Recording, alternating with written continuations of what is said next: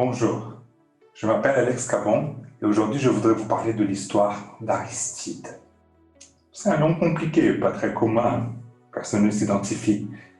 Aristide est une personne qui a fait beaucoup d'études. Il a un master, il a fait une école d'ingénieur, il parle français, anglais et espagnol couramment. Il a été manager dans une grande entreprise, il a un beau CV. En plus, il a fait pas mal de formations en gestion de projet. Il parle plusieurs langues, donc, et voilà, il a même un master en plus. Donc, il est une personne intellectuellement très développée. En plus, il lit beaucoup de livres, donc en plus, il a vraiment de la connaissance, de la culture générale. Donc, il a, disons, un sceau avec beaucoup de contenu à donner à l'humanité et à la société.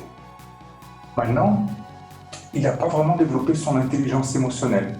Donc, son sceau, il a un très petit débit pour faire vaser, on va dire, ses connaissances et ses capacités de contribution intellectuellement. Qu'est-ce qui se passe?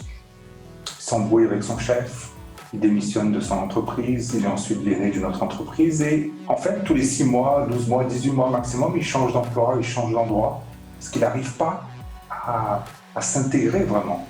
Il a toujours l'impression qu'il a plus à contribuer, qu'il n'est pas valorisé de manière appropriée. Et en fait, il n'arrive pas tellement à se connecter avec ses émotions à lui. Il n'arrive pas tellement à influencer les autres ou créer des connexions durables et donner de l'empathie aux autres. Et au final, il ne se relationne pas très bien en fait.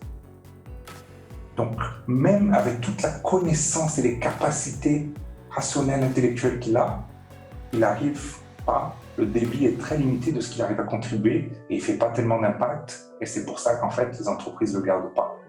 Et au bout d'un moment, il a vraiment plus trop de choix et finit par travailler à la caisse d'un supermarché.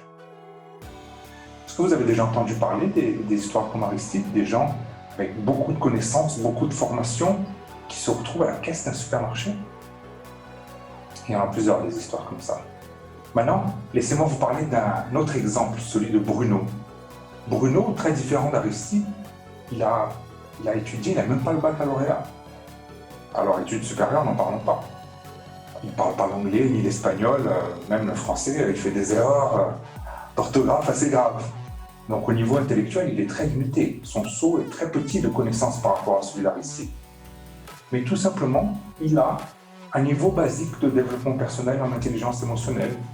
Il est capable de faire rigoler les gens, il arrive à se relationner un petit peu avec les gens, puis surtout il est capable de comprendre quand il est frustré et de ne pas forcément attaquer une personne ou réagir de manière négative parce qu'il comprend ses émotions, il arrive à les communiquer d'une manière constructive et donc il se relationne très bien avec les gens. Et c'est pour ça qu'il va rencontrer Sandra. Et lui, donc très simple, il fait des gâteaux. C'est un artisan qui vend des gâteaux, il fait son petit business, il arrive à vivre de ça, il n'a jamais eu un salaire comme celui qu'Aristide avait en tant que manager de grande boîte, mais suffisamment pour vivre. Et vu qu'il a cette intelligence émotionnelle, même si son sceau est très petit, il arrive à se connecter avec Sandra, qui elle a un petit sceau aussi, elle n'a pas fait beaucoup d'études, mais Sandra, elle cuisine, elle vend des repas au midi. Et donc lui, avec ses gâteaux plus le repas de Sandra, ils arrivent à économiser un espace et en fait, ils montent un business ensemble, ils partagent l'espace et ils offrent des formules complètes, gâteaux, repas, et commencent à monter un petit business, entrepreneur presque.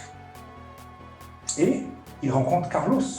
Et lui, Carlos, il est plus financier, mais il a à peu près la vision de business. Pas au niveau d'Aristide, il ne parle pas plusieurs langues, il n'a pas un master, mais il s'y connaît un petit peu en finance, il arrive à structurer un petit peu des choses. Et ensemble, les petits sauts de chacun d'entre eux, Carlos, Sandra et Bruno, créent un écosystème qui a des petits sauts et qui a beaucoup de flux et qui du coup ajoute beaucoup plus de valeur, génère de l'argent, qui réinvestissent et qui leur permet de ramener d'autres personnes.